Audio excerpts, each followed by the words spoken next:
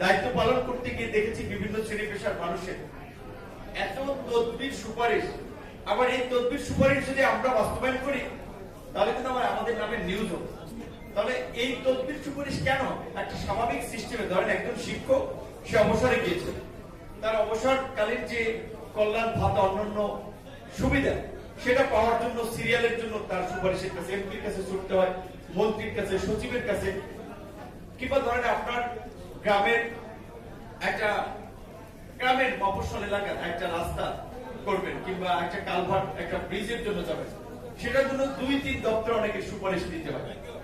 তো আমরা চাই যে একটা প্রপার সিস্টেম, যথাযথ একটা সিস্টেম দেশে গড়ে উঠুক, যেন কোনো কাজ করার জন্য কোনো বিশেষ কারো সুপারিশ তদবিরের প্রয়োজন না হয়, অটোমেটিক সিস্টেম অনুযায়ী সবকিছু চলবে। এই জন্যই কিন্তু আমরা মনে করি যে জুলাইয়ে এই দেশের মানুষ একটা গণ আন্দোলন করেছিল। তো আশা করি আগামী 12 তারিখ থেকে যে সংসদ বসবে সেখানে সরকারি দল বিরোধী দলের যৌক্তিক এবং গঠনমূলক আলাপ আলোচনার মধ্য দিয়ে বাংলাদেশ একটা নতুন দিকে ধাবিত হবে।